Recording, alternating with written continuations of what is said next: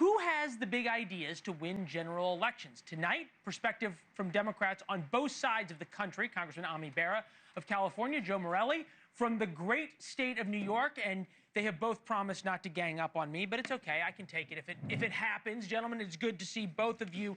Congressman Morelle, start with you. Does it scare you that two women like Abigail Spanberger, Mikey Shirelli, are not getting more momentum and attention at this moment?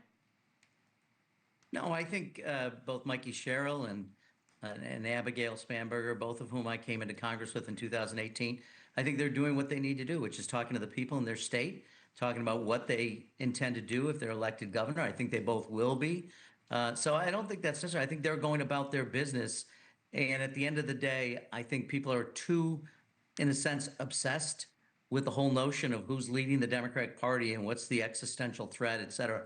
Let's just do our jobs for the people in the communities that we seek to represent. Let's just try to make government work and give people opportunity. I think they will certainly become national figures because they're extremely talented. And I think they're both going to be successful.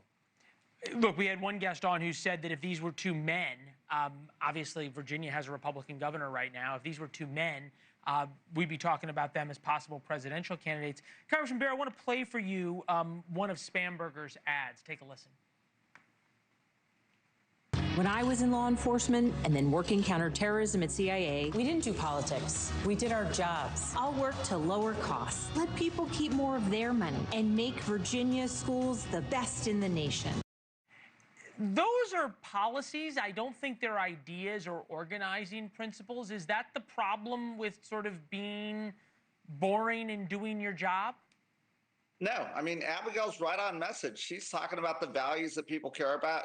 She's talking about kitchen table issues. She's talking about separating the politics and just who she is. Abigail is going to win. Mikey's going to win. And they're both women, and they both are going to be national figures. And they're both close friends of mine. And I think they are future presidential candidates. I'll say it. I'll put it out there. Okay, I guess I'm not disputing that they're both going to win.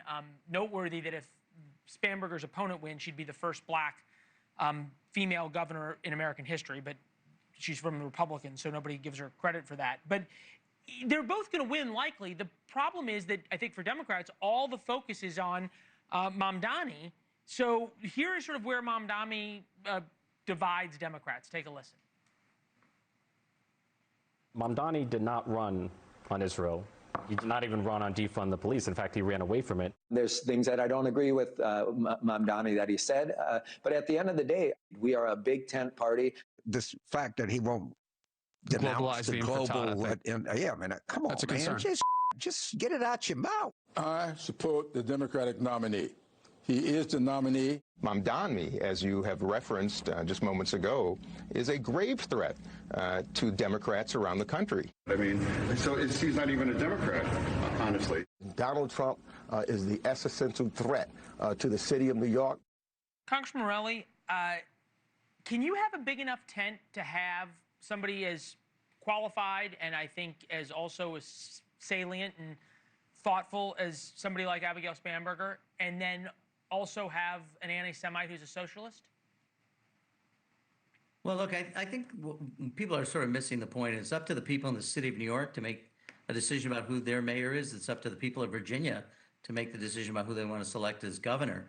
And I think we're making way too much, respectfully, in the media about a couple of data points.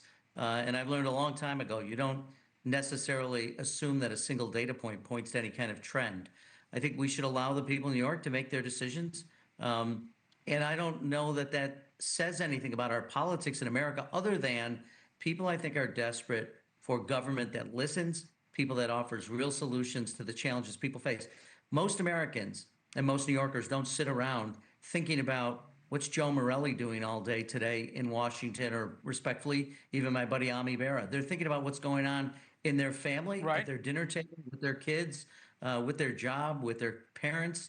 That's what they're focused on. So, look, Democrats are, as I think I've said before, maybe on this show, Will Rogers famously said, "I'm not part of any organized Party. I'm a Democrat. I mean, so we always have Okay, part of our DNA to go back and forth.